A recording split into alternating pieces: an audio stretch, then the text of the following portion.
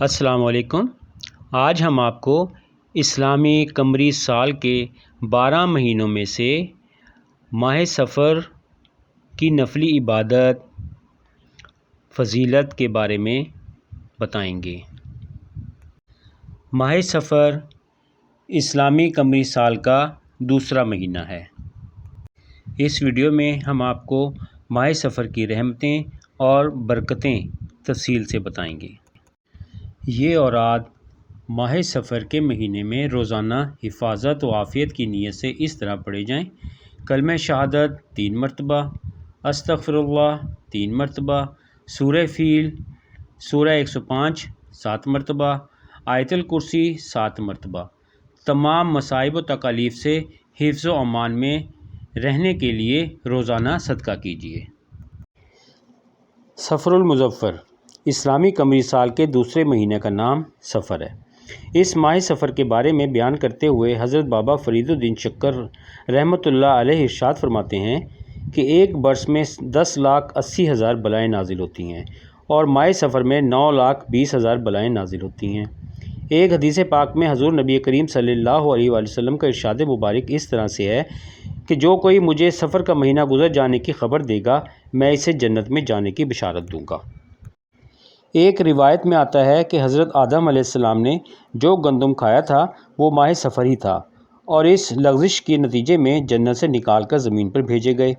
اسی ماہ سفر میں ہی قابیل نے حابیل کو قتل کیا تھا۔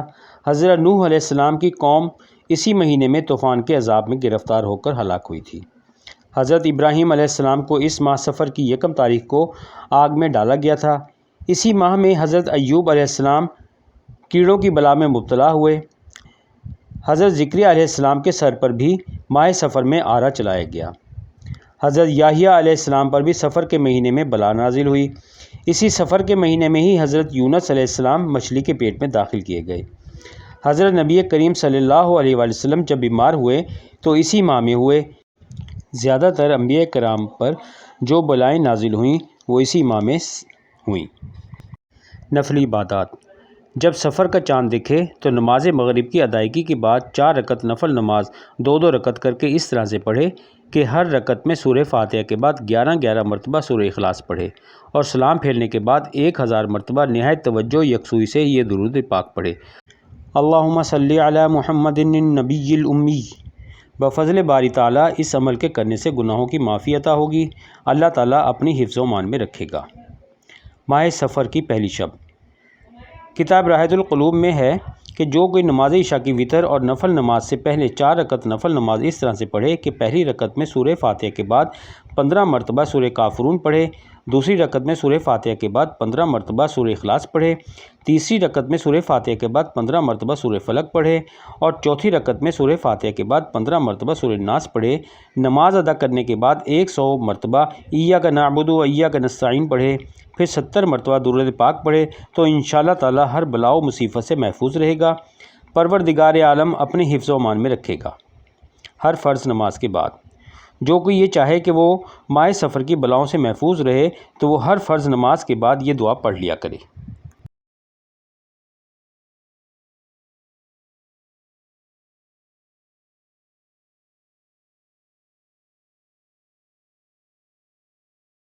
حفظ و امان کے لیے جو کوئی یہ چاہے کہ وہ آفات و بلیات سے محفوظ رہے تو وہ ماہ سفر میں روزانہ نماز فجر کے بعد ذیل میں دی ہوئی یہ دعا پڑھ لیا کرے۔ انشاءاللہ تعالی ہر طرح کی آفات سے بچا رہے گا اور سارا سال محفوظ رہے گا۔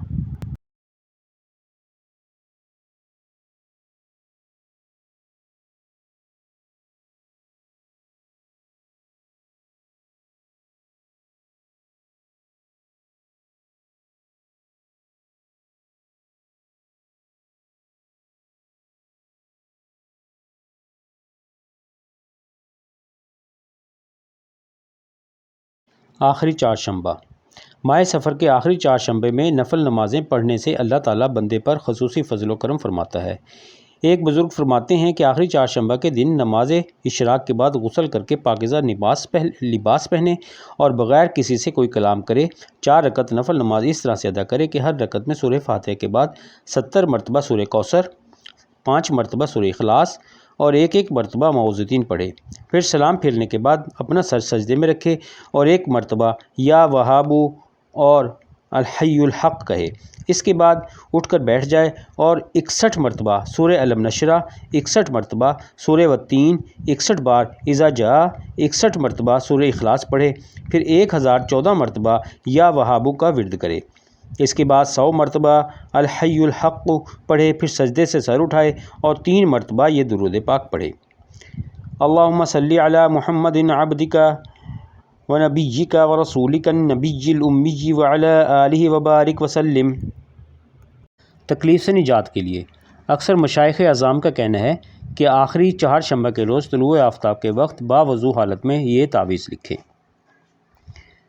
تعویذ لکھنے کے بعد پانی میں خوب اچھی طرح گھول دے اور اس میں 7 مرتبہ چاندی کا چھلا بجھائے۔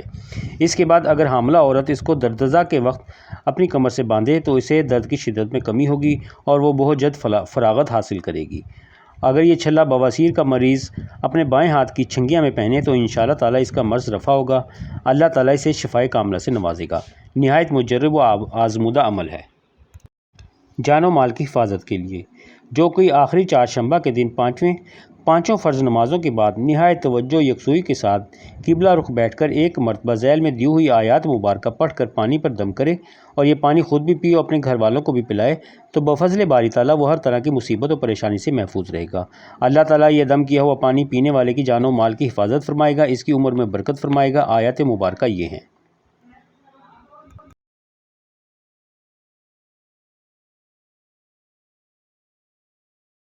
ثواب حاصل کرنے کے لیے جو کوئی یہ چاہے کہ اسے بہت زیادہ ثواب حاصل ہو، اللہ تعالیٰ اس کے گناہ معاف کرے اور اسے نیکی کرنے کی توفیق و مرحمت فرمائے تو وہ آخری چہارشنبہ کے دن چاشت کی نماز کے بعد 4 رکعت نفل نماز اس طرح سے پڑھے کہ ہر رکعت میں سورہ فاتحہ کے بعد 3 مرتبہ سورہ اخلاص پڑھے، پھر جب سلام پھیرے تو 70 مرتبہ سورہ الم نشرہ پڑھے، 70 مرتبہ سورہ والتین پڑھے، 70 مرتبہ سورہ نصر پڑھے اور 70 مرتبہ سورہ اخلاص پڑھے۔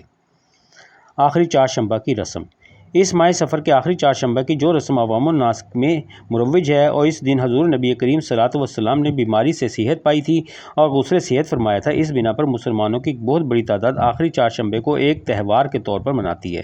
اس کی کوئی اصل شریعت مطہرہ میں نہیں ملتی۔ تقریباً تمام مکتبہ فکر کے جید علماء کرام نے اس رسم کو بے اصل بتایا ہے۔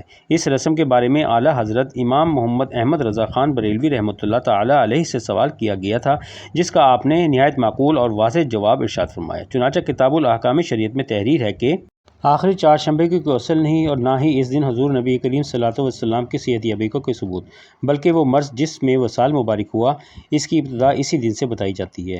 اور ایک حدیث مرفوع میں آیا ہے اور مروی ہوا ابتلاء حضرت ایوب علیہ السلام اسی دن تھی اور اسے نجس سمجھ کر مٹی کے برتن توڑ دینا گناہ اور مال کا نقصان ہے۔ بہرحال یہ سب باتیں بے اصل و بے معنی ہیں۔ جزاک اللہ۔ دعاؤں کی درخواست۔ ہمارے چینل کو سبسکرائب ضرور کریں، مہربانی۔